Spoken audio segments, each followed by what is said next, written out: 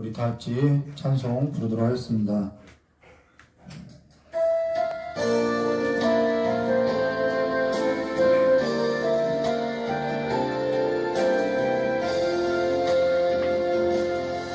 다 표현 못해도 다 표현하리라. 다 고백 못해도 나 고백하리라. 다 알 수 없어도 다 알아가리라. 다 닮지 못해도 나 닮아가리라. 다 표현 못해도 나 표현하리라. 다 고백 못해도 나 고백하리라. 다 알 수 없어도 다 알아가리라. 다 닮지 못해도 나 닮아가리라. 그 사랑 얼마나 아름다운지, 그 사랑 얼마나 날 부유케 하는지, 그 사랑 얼마나 크고 놀라운지를, 그 사랑 얼마나 나를 감격하게 하는지.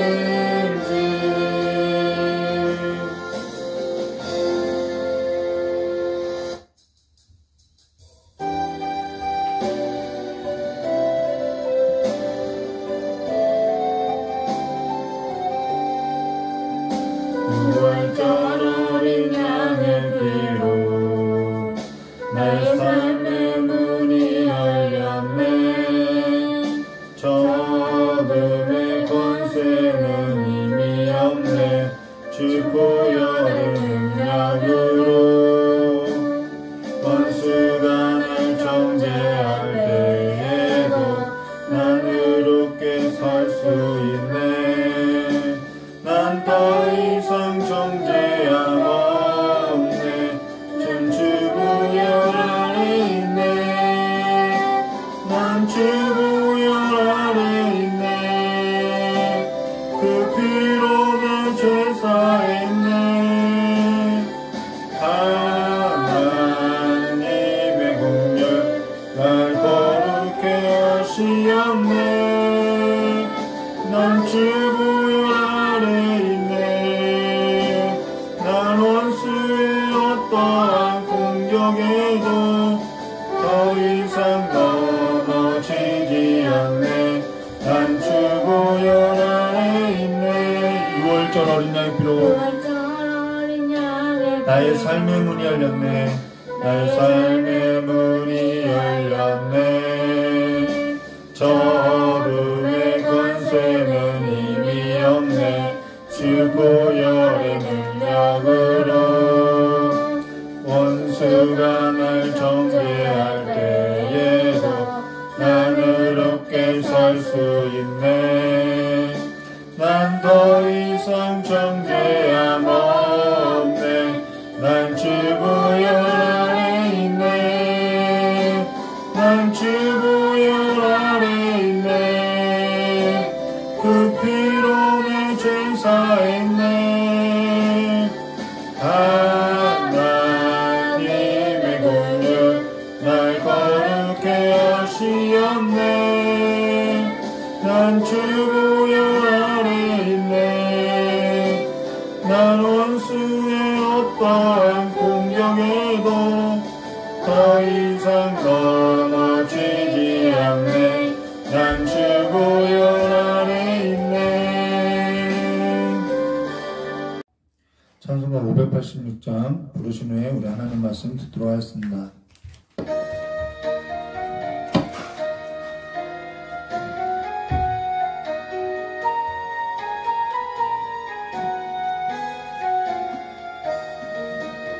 어느 민족 누구에나 결단할 때 있나니 참과고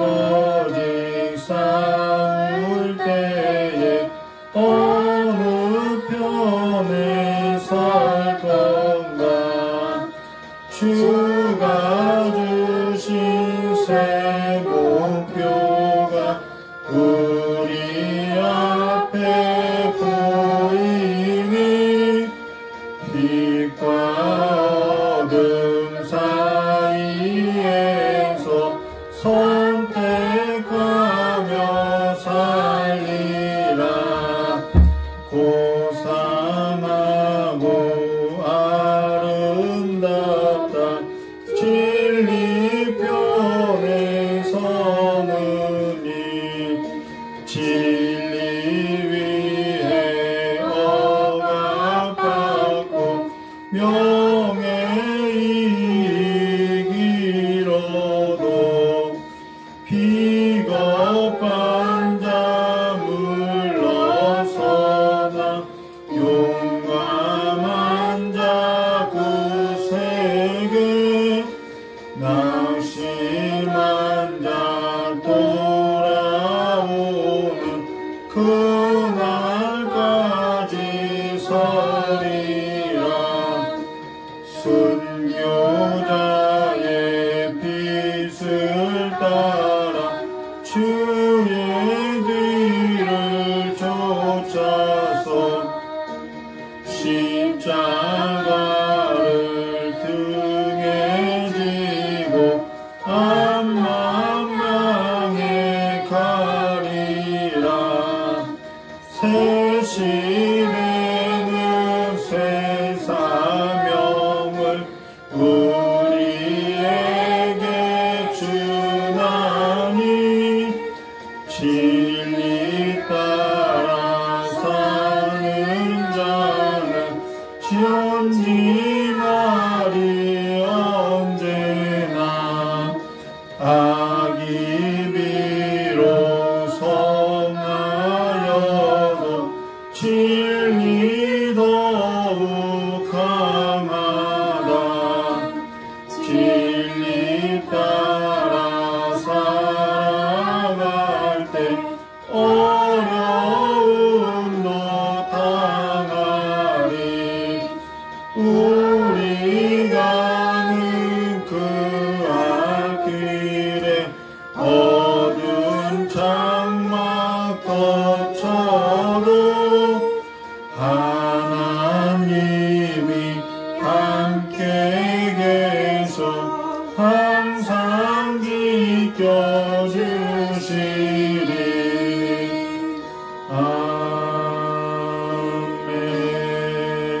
아멘. 오늘은 요한복음 10장 1절과 21절로 과분한 사랑을 잊고 사는 삶이라는 제목으로 볼 것인데요. 우리가 앞서 날 때부터 맹인된 사람이 눈을 뜨게 된 일에 있어서 사실 우리가 보아야 할 것은 그의 인식의 전환으로 어떤 사람들이 그에게 내 눈이 어떻게 떠졌느냐라고 물었을 때 그의 인식이 조금씩 변화된 것을 볼 수 있는데요. 8장 4절, 요한복음 8장 14절의 말씀에 보면 이렇게 말씀하고 있죠. 대답하되 예수라는 그 사람이 진흙을 이겨 내 눈을 바르고 나더러 실로암에 가서 씻으라 하기에 가서 씻었더니 보게 되었더라 라는 것으로 그의 첫 번째 답변이 바로 예수라는 사람이 나보러 그와 같이 하라고 이야기하고 있다는 것입니다. 자, 그러고 나서 그들이 날 때부터 맹인된 사람을 바리새인들에게 데리고 갔을 때는 요한복음 8장 17절에 이에 맹인되었던 자에게 다시 묻되 그 사람이 내 눈을 뜨게 하였으니 너는 그를 어떠한 사람이나 하느냐 대답하되 선지자니이다 라고 한 것으로서 그의 인식이 예수라는 사람에서 선지자로 바뀌었다는 것입니다. 자, 그로 인해서 그들이 다시 날 때부터 맹인된 사람에게 물었을 때 그는 30절과 33절로 그 사람이 대답하되 이르되 이상하다. 이 사람이 내 눈을 뜨게 하였으되 당신들은 그가 어디서 왔는지 알지 못하는도다. 하나님이 죄인의 말을 듣지 아니하시고 경건하여 그의 뜻대로 행하는 자의 말을 들으시는 줄을 우리가 아나이다. 창세 이후로 맹인으로 난 자의 눈을 뜨게 하였다함을 듣지 못하였으니 이 사람이 하나님께로부터 오지 아니하였으면 아무 일도 할 수 없느니라 라는 말로 그는 예수가 하나님께서 보내신 자로 지금 말하고 있다라는 것입니다. 그러고 이러한 인식의 전환은 앞서 우리가 예수님께서 우물가에서 사마리아 여자와 대화를 나눌 때에도 있었던 것으로서 사마리아 여자의 그 인식의 전환을 보면요. 요한복음 4장 12절에 우리 조상 야곱이 이 우물을 우리에게 주셨고 또 여기서 자기와 자기 아들들에게 짐승이 다 마셨는데 당신이 야곱보다 더 크니까? 라는 말로써 예수께 당신이 야곱보다 더 크니까? 라고 묻고 있었다라는 것입니다. 자, 그러고 나서요. 요한복음 4장 19절에 여자가 이르되 주여 내가 보니 선지자로소이다 라고 똑같은 반응이 나오고 있다라는 것이죠. 그리고 25절에 여자가 이르되 메시아 곧 그리스도라 하는 이가 오실 줄을 내가 아노니 그가 오시면 모든 것을 우리에게 알려주시라 라고 물었을 때 26절에 예수께서 이르시되 내가 말하는 내가 그라하시니라 라고 밝히 나타내 보여주셨고 그러면서 그 여자는 28절과 30절에 여자가 물동이를 버려두고 동네로 들어가서 사람들에게 이르되 내가 행하는 모든 일을 내게 말한 사람을 와서 보라. 이는 그리스도가 아니냐 하니 그들이 동네에서 나와 예수께로 오더라라는 말로서 그리스도가 아니냐라고 하나님께서 보내신 자가 아니냐고 하나님께서 기름 부어 세운 자가 아니냐라고 말하고 있다는 것입니다.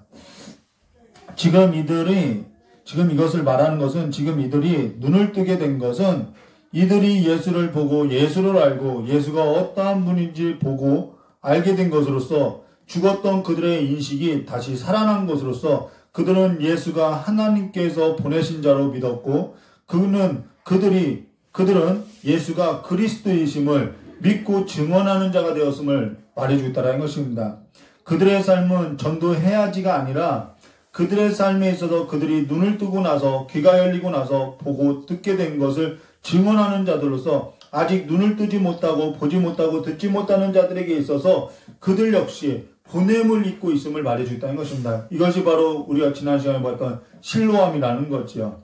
자, 그러면은 오늘 날 때부터 맹인된 사람을 고치고 이어서 선한 목자에 관한 비유를 볼 것인데요. 선한 목자에 관한 비유는 1절과 6절은 어떠한 사실을 말하고 그 사실이라는 것은 이들이 보지 못하고 있다라는 것을 말하고 있는데요. 그 다음 7절과 18절은 그 사실에 관한 비유로서 선한 목자에 관한 비유를 말하고 있고 또 19절과 21절은 그 선한 목자에 관한 비유를 다 듣고 나서 사람들의 반응이 나오고 있다는 것입니다.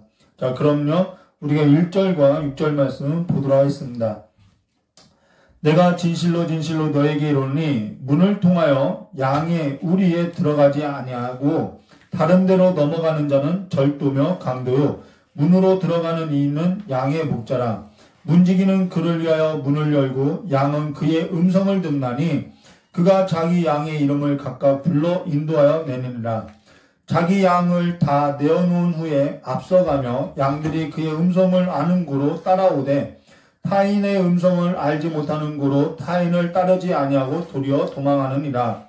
예수께서 이 비유로 그들에게 말씀하였으나 그들은 그가 하신 말씀이 무슨 말인지 무엇인지 알지 못하였다라는 말로서 이들은 계속해서 일관되게 예수님께서 하신 말씀이 무엇인지 모르고 있었다라는 것입니다. 자, 그로 인해서 예수님께서는 그들이 알지 못하는 것에 있어서 그들을 깨우치고자 다시 비유로서 해석하는 것이 뭐냐면은 비유로 가지고 설명하는 것이 무엇이냐면은 7절과 18절로 선한 목자에 관한 이 말로서 7절과 8절 말씀 보시면 이렇게 말씀하였죠. 그러므로 예수께서 다시 이르시되 내가 진실로 진실로 너에게 말하노니 나는 양의 문이라. 나보다 먼저 온 자는 다 절도요 강도니 양들이 듣지 아니하였느니라 라고 한 것으로 우리가 앞절에서요 1절과 2절에 말씀했듯이 양의 목자는 양도 자기의 양이므로 그 양의 목자는 양의 문으로 들어가고 양도 그 음성을 듣지만은 그러나 양의 문으로 들어가지 않는 것은 그들이 절도이며 강도이며 양도 자기 양이 아닌 것으로서 양도 듣지 않는다라는 것입니다. 그렇기 때문에 우리가 지난번에도 전에 얘기했던 것처럼 듣는 것과 바로 소속과는 같다라는 거죠. 자, 이 일에 있어서 이 일에 관하여서는 너무나도 당연한 결과로서 양은 자기 주인의 음성을 들으며 주인도 자기 양을 알고 주인은 당연히 자기 양을 알고 자기 그 우리에 들어갈 때 양의 문으로 들어간다는 것은 너무나도 당연하다는 것입니다.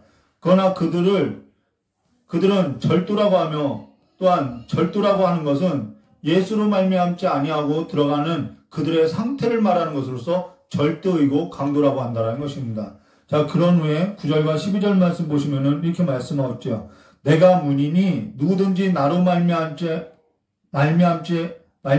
들어가면, 여기서도 말하고 있죠. 내가 문이니 누구든지 나로 말미암아 들어가면이라는 말로서 예수로 말미암아 들어가지 않는 그들의 상태가 곧 절도이고 강도라는 것입니다. 그래서 9절에 내가 문이니 누구든지 나로 말미암아 들어가면 구원을 받고 또는 들어가며 나오며 꼴을 얻으리라. 도둑이 오는 것은 도둑질하고 죽이고 멸망시키는 것뿐이요 내가 온 것은 양으로 생명을 얻게 하고 더 풍성히 얻게 하려는 것이라. 나는 선한 목자라. 선한 목자는 양들을 위하여 목숨을 버리거니와 삭구는 목자가 아니요 양도 재앙이 아니라. 이리가 오는 것을 보면 양을 버리고 달아나나니 이리가 양을 물어가고 또 해치느니라 라는 것으로서 예수님은 자신을 내가 양의 문이라고 하며 또 누구든지 나로 말미암아 들어가면 구원을 받고 또는 들어가며 나오며 꼴을 얻을 것으로서 지금 말하고 있다는 것입니다. 그분이 양의 문이라고 말하고 있다는 것이죠.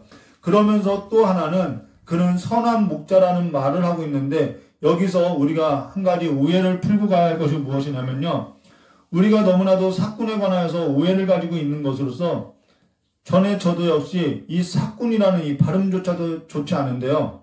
마치 너무나도 불경스럽게 여기고 있더라는 거예요. 부정하게 보고 있다는 것이죠.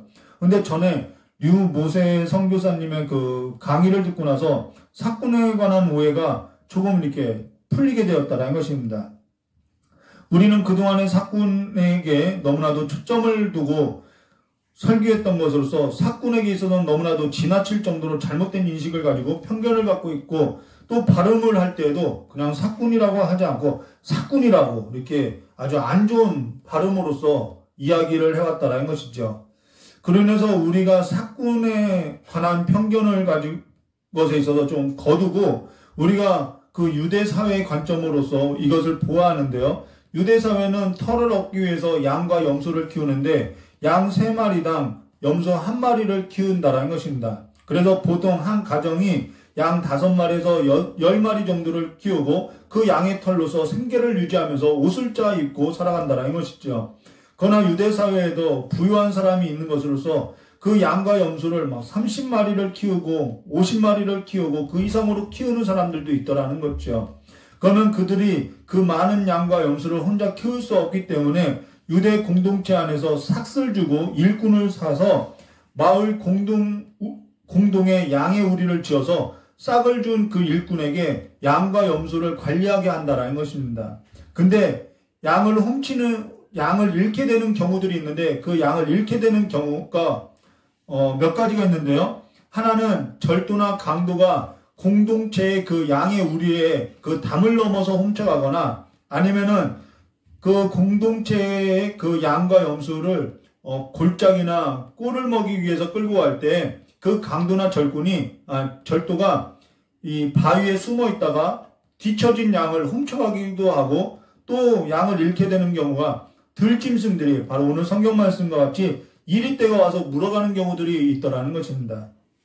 근데 그로 인해서 오늘 11절과 12절에 이렇게 말씀하고 있죠. 나는 선한 목자라. 선한 목자는 양들을 위하여 목숨을 버리거니와 사꾼은 목자가 아니요 양도 재앙이 아니라. 이리가 오는 것을 보면 양을 버리고 달아나나니 이리가 양을 물어가고 또 해치니라 라는 말로서 이러한 이리가 물어가는 일들이 있더라는 것입니다. 그러나 양을 지키고자 삭을 주고 일꾼을 살 때 이들은 양을 잃어버리고 양에게 있어서 피해가 있을 것을 어느 정도 감안해서 그 양을 잃게 되어도 손해를 물지 않을 것을, 책임을 물지 않을 것을 그 계약서에 작성하고 계약을 한다라는 것이죠. 그래서 사꾼이 양을 잃어도 이것을 피해를 물지 않는다라는 것입니다. 그리고 상식적으로 양을 지키고자 자기 목숨을 버리는 것은 정상 범위의 행동이 아니라는 거죠.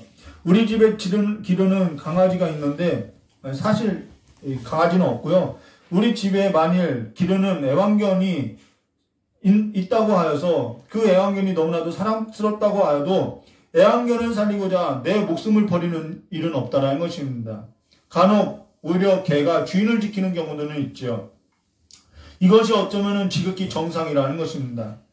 이 사꾼이 이리 때가 왔을 때 자기 목숨을 지키고자 그 양을 버리는 것은 너무나도 정상적인 일이라는 거예요. 요즘 개는 훌륭하다라는 프로를 보는데요. 애완견을 키우려면 정말 사람을 물지 않도록 교육을 받고 키워야 하는데 아무리 개가 사랑스럽다고 해도 사람 목숨보다는 귀하지 않다라는 것입니다. 근데 여기에서 말하고자 하는 것은 사꾼에게 초점이 있는 것이 아니라 선한 목자에게 초점이 있는 것으로서 그 선한 목자는 양들을 위해서 자기 목숨을 버린다라는 거예요. 이거는 정상 범위를 넘어선 거지요. 전에 이러한 말을 했던 것으로서 이러한 말을 한 것이 기억이 있는데요. 집에 키우는 강아지가 아픈데 그 강아지를 살리고자 아버지가 아들을 잡아서 강아지에게 주었다고 하면은 이것이 말이 되냐는 거예요. 말이 안 되는 일이라는 것이죠. 그러나 그 말도 안 되는 일을 하나님께서는 우리에게 행하였다라는 것입니다. 그러면 양을 위해 사꾼이 자기 목숨을 버리는 것은 너무나도 정상적인 일이라는 거죠. 정상이 아닌 것이 아니라는 것입니다. 사꾼이 자기 목숨을 위해서 양을 버리는 것은 정상이라는 것입니다. 근데 여기에 초점을 두고 하고자 하는 말이 뭐냐면요. 선한 목자는 그 정상 범위를 초월하여서 과도한 사랑을 나타내 보이고 있음을 말해줬다는 것입니다. 사실 양이나 저나 모두 다 피조물인데 그는 창조주 하나님이며 하나님의 아들로 피조물을 대신하여서 십자가에 죽으신 것으로서 이것은 너무나도 말도 안 되는 과분한 사랑임을 말해주고 있다는 것입니다. 그 과분한 사랑을 지금 비유로 말하는 것으로서 지금 사꾼에게 초점이 있는 것이 아니라 선한 목자가 누구인지를 말해주고 있다는 거예요. 선한 목자에게 초점을 두어서 말하고 있다는 것입니다. 도리어 사꾼은 정상이라는 거죠. 그로 인해서 우리 11절의 말씀에 보면 나는 선한 목자라 선한 목자는 양들을 위하여 목숨을 버리거니와 라는 말로서 이 말은 그의 사랑이라는 것은 정상 범위를 넘어선 과분하고 과도한 사랑임을 초월적인 사랑임을 말해주고 있다는 것입니다. 우리가 잠깐 언급했듯이 집에서 기르는 개가 아프다고 아버지가 아들을 잡아 개에게 주어서 개를 살리는 것은 말도 안 되는 정말 지나칠 만큼의 말도 안 되는 과분한 사랑이지만은 집착이지만은 사실 개나 저나 다 모든 것이 다 피조물에 불과한 것으로서 피조물에서 피조물이지만은 그러나 예수는 창조주이시고 하나님이시며 하나님의 아들로서 그리스도이시고 주이심을 말해줬다는 것입니다. 근데 그가 무엇이 부족하여서 피조물과 같은 저와 같은 자를 사랑해 주시냐는 거죠.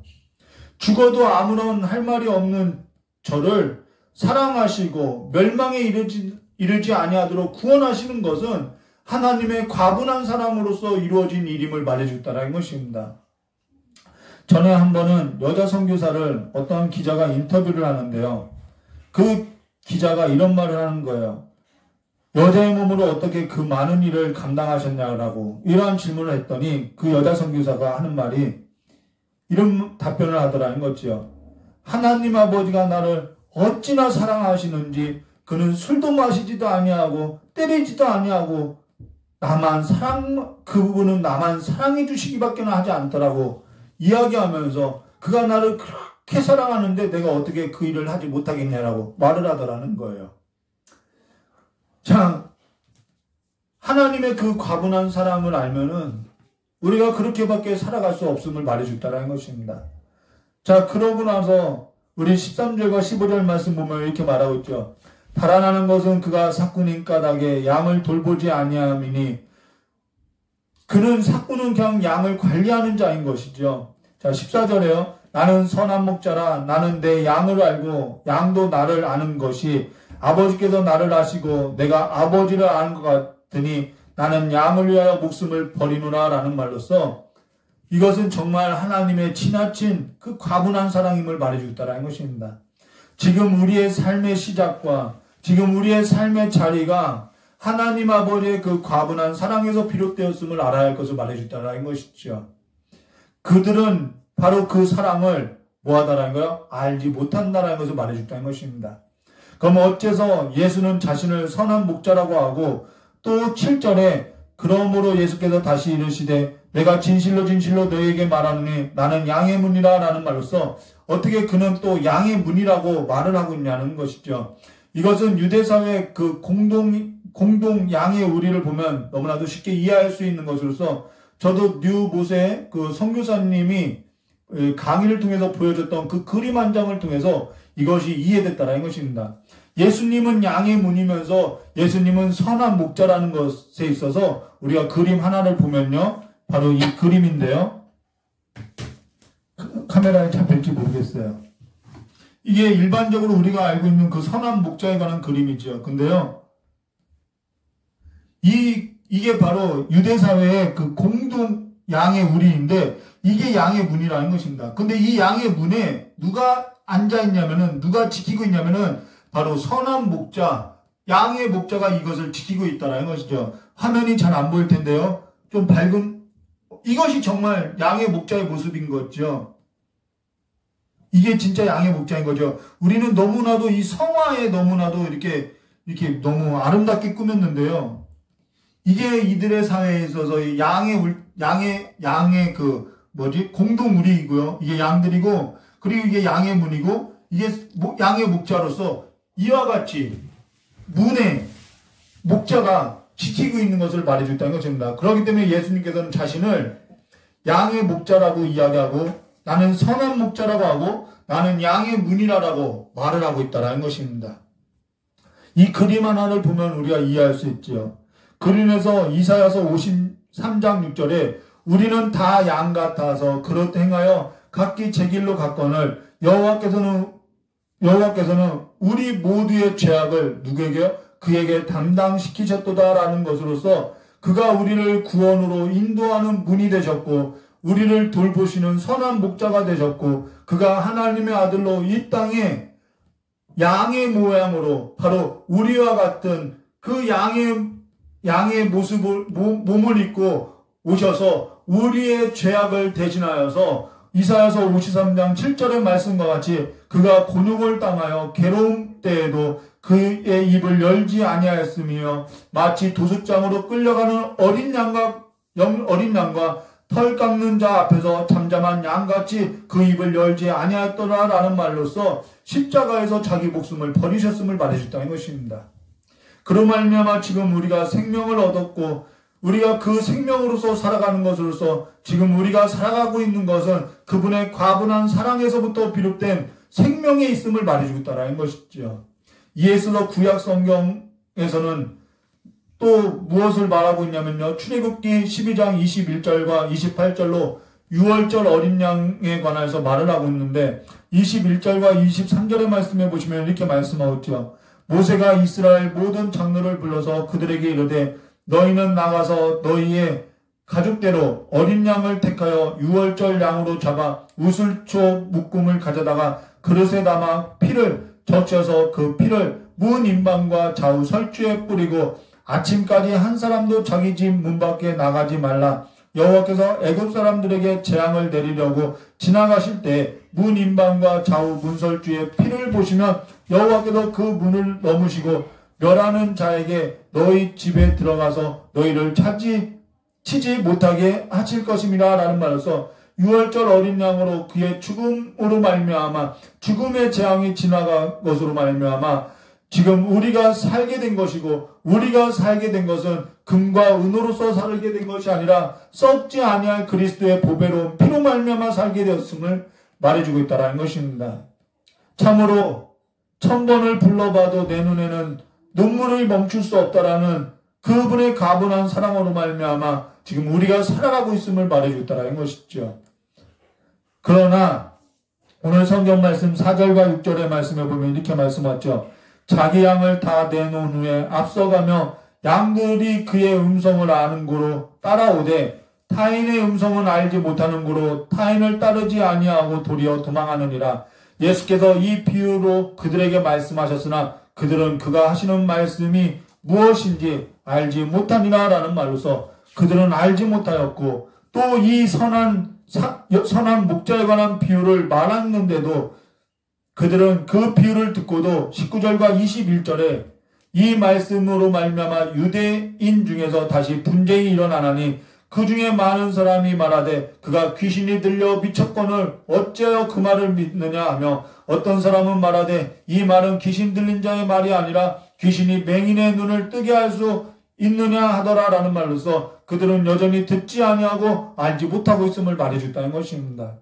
근데 우리가 앞서서 보았던 것처럼 음행 중에 잡힌 여자에 관한 일이 있고 나서 요한복음 8장 47절로 하나님께 속한 자는 하나님의 말씀을 듣나니 너희가 듣지 아니하면 하나님께 속하지 아니하였습니다 라는 말로서 듣는 것은 바로 소속의 문제이고 그 소속이라는 것은 우리의 삶의 문제이고 영적인 문제임을 말해주겠다는 것입니다. 우리가 듣게 된 것은 우리가 하나님께 속한 자로서 하나님에 속한 삶을 살아가는 삶이기 때문에 하나님의 음성을 듣고 살아가고 있음을 말해주겠다는 거죠.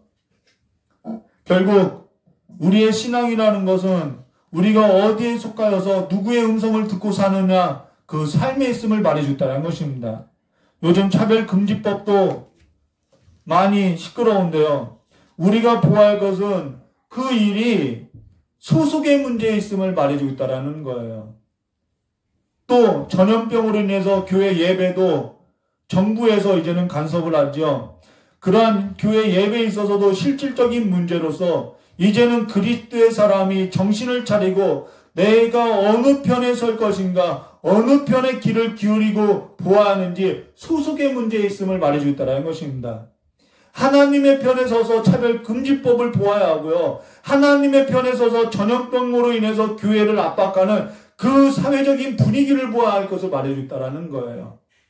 질병이다, 위생이다, 인권이다 그 모든 것을 다 떠나서 하나님의 편에 서서 하나님의 말씀의 입장에서 볼 때 우리는 어떠한 삶에 있어서 선택하고 살아야 하는지를 말해주고 있다는 것입니다.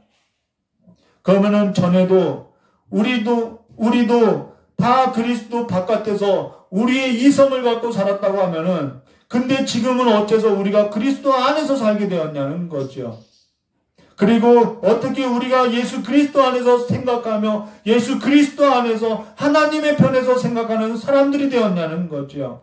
우리는 어찌해서 지금 그리스도 안에서 그리스도의 음성을 듣고 살아가는 자들이 되었는지 처음부터 그리스도 안에서 그리스도의 음성을 듣고 살아가는 자들이었는지 우리가 처음부터 그리스도로 말미암아 살아가는 자들이었는지 사실 그렇지 않더라는 거예요.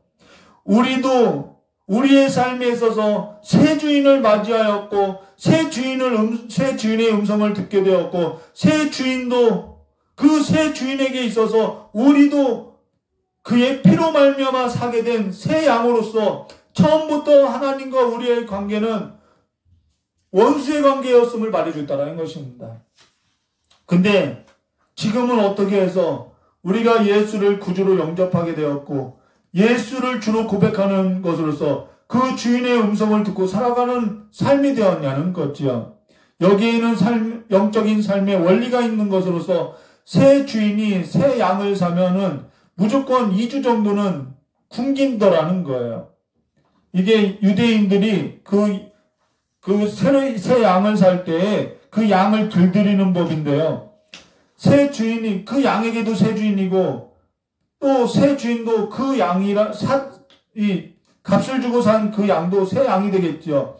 그 양을 길들이는 방법은 무조건 2주 동안에 굶기는 일로서 무조건 굶긴다는 것입니다. 그러고 나서 아침이 되면은 새 양은 밥을 줄 걸 기대하고 밥을 달라고 울어대고 나중에는 아침이 왔는데도 밥을 주지 않으면은 막 짜증이 나고 신경질이 나고 막 그래서 여기저기 막 동료들을 들이받고 막 그렇게 사나움을 핀다라는 거예요. 그래도 아침이 되어도 밥을 주지 아니하는 것으로서 이제는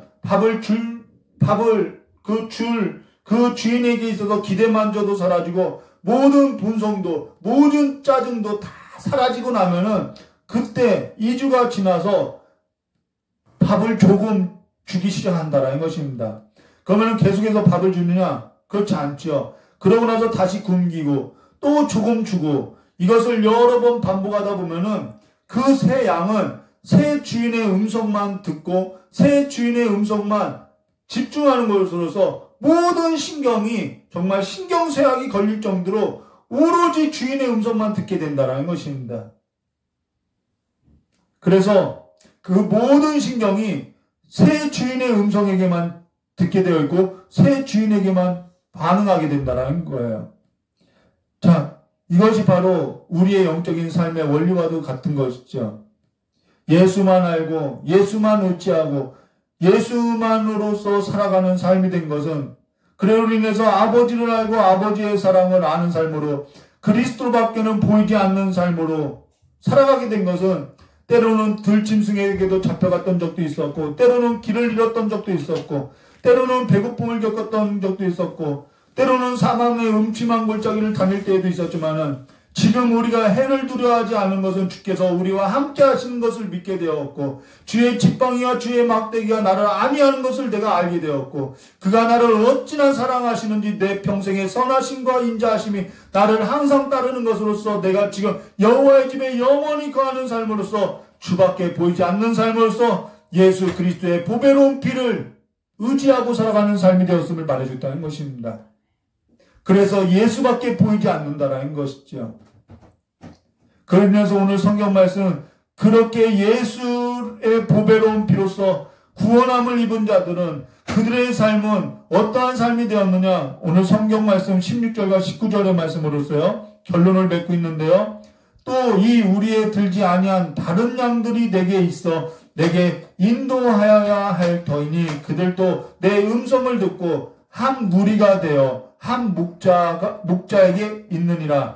내가 내 목숨을 버리는 것은 그것을 내가 다시 얻기 위함이니 이로 말미암아 아버지께서 나를 사랑하시느니라. 이를 내게서 빼앗을 자가 있는 것이 아니라 내가 스스로 버리느라. 나는 버릴 권세도 있고 다시 얻을 권세도 있으니 이 계명은 내 아버지께서 받았노라 하시니라라는 것으로서 16절에 주목해서 보시면요. 또 이 우리에 들지 아니한 다른 양들이 내게 있어 내가 인도할 터이니 그들도 내 음성을 듣고 한 무리가 되어 한 목자에게 있으리라라는 삶으로서 살아갈 것을 말해줬다는 것입니다. 날 때부터 맹인된 사람이 눈을 뜨고 나서는 육신의 눈을 뜬 것도 뜬 것이지만은 그가 사실 눈을 뜨고 나서는 예수를 보게 되었고 예수를 알게 되었고 그러면서 하나님 아버지의 사랑을 보고 알게 된 것으로서 아버지의 사랑에게 있어서 예수 그리스도를 증거하는 삶으로서 그가 실로암가로서 그가 보냄을 입은 삶으로서 증거된 삶으로서 살아가더라는 거예요. 물을 길러 온 사마리아 여자도 생수의 근원이신 예수를 보고 그를 증거하는 삶으로서 예수를 증거하는 삶이 되었음을 말해줬다는 것입니다. 예수를 본 자는 그 남겨진 삶이 무엇이냐면은 예수를 증언하는 삶을 살 수밖에 없음을 말해줬다라는 것이죠. 그들의 삶은 예수밖에 없기 때문이죠. 지금 우리에게 남겨진 삶이라고 하는 것은 16절의 말씀과 같이 우리의 이 양의 우리에 들지 않은 다른 양들이 있는 것으로서 잃어버린 양들에게 있어서 그리스도를 증거하는 삶으로서 아버지의 사랑을 아는 자들로서 하나님의 그 다급한 그 심정을 갖고 새롭게 눈 떠진 삶으로서 살아갈 것을 말해주었다라는 것입니다. 어찌해서 저들은 예수밖에 모르냐고 말을 하지만은 그들에게 있어서는 예수밖에 모르는 삶이 되었기 때문에 예수를 증거하는 삶이 되었음을 말해줬다라는 것입니다. 그리고 그들의 삶 가운데는 아버지의 그 과분한 사랑을 경험한 것으로서 예수를 보고 예수를 알고 예수로 구원을 입었기 때문에 다른 양에 있어서도 예수로 말미암아 살아갈 것을 증거하고 있다라는 거예요. 그러면서 그들은 하나님의 과분한 사랑에 매어서 하나님 아버지의 다급한 심정을 가지고 예수 그리스도를 증언하는 증인된 삶으로서 예수 안에서 잃어버린 양을 찾아서 살아가고 있으며 또한 예수님께서 말씀하신 것처럼 내가 나를 사랑하냐? 그러면 내 양을 먹이라고 한 그 예수님의 음성을 듣고 살고자 하는 삶으로서 살아가고 있음을 말해주고 있다는 것입니다. 오늘 우리의 삶 가운데 그 아버지의 다급한 심정이 있어야 하고 이제는 우리의 삶 가운데 예수의 편에 서서 살아가는 삶을 보아야 할 것이고 이제는 새롭게 눈 떠진 삶으로서 예수 바깥에 있는 잃어버린 양도 한 목자 안에서, 한 우리 안에서, 한 형제임을 기억하고 살아가야 할 것을 말해주고 있다라는 것입니다. 우리의 삶이 다시 한번 그리스도로 말미암아 새롭게 눈 떠지는 예수의 사람으로서 하나님의 편에서는 성도가 되시기를 주님의 이름으로 축원합니다. 다 같이 기도하도록 하겠습니다. 조신 하나님 아버지, 이제는 눈먼 세상 가운데서 어둠에 가리워서 사는 것이 아니라 예수로 말미암아 눈 떠진 삶으로서 우리에게 나타내 보이신 그 예수로 말미암아 살아갈 수 있도록 주님께서 복을 내려주시었고, 우리의 삶 가운데 우리와 함께 하시고 우리 곁에 자정하여 주심으로 말미암아 날마다 주를 보고 살아가는 주의 증인된 삶이 될 수 있도록 주여 역사해 주시었고, 아직 한 목자 안에서 살아가지 못하는 잃어버린 양들을 위한 그 하나님의 다급한 심정을 갖고 살아갈 수 있도록 주님께서 역사해 주시길 간절히 원하고 원합나이다. 이제는 이 세상 가운데서 여러 가지 혼란한 문제가 있지만은 그러한 혼란한 문제 있을 때 이것이 질병의 문제냐, 위생적인 문제냐, 인권의 문제냐, 그 모든 것을 떠나서 하나님 편에 서서 하나님의 말씀의 입장에서, 주의 음성의 입장에서 서는 그리스도인들이 될 수 있도록 복을 내려주시길 간절히 원하며 기하신 예수님의 이름으로 축복하며 기도드리옵나이다. 우리 찬송가 523장 부르시며 깨달은 말씀 붙잡고 기도하도록 하겠습니다.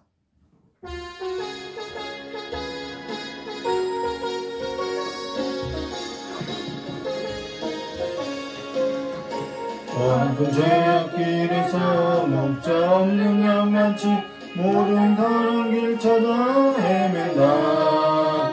자비하신 하나님 독생자를 보내사 너를 지금 부르니 오라. 이때라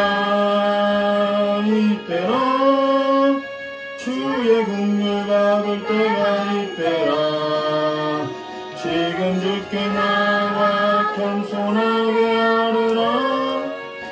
구원함을 얻으리. 험한 십자가 위에 달려 돌아가신 주 다시 살아나셨네. 기쁘다. 죄인 구원하실 때 어서 주께 나와 그 신 은혜 구하라. 이때라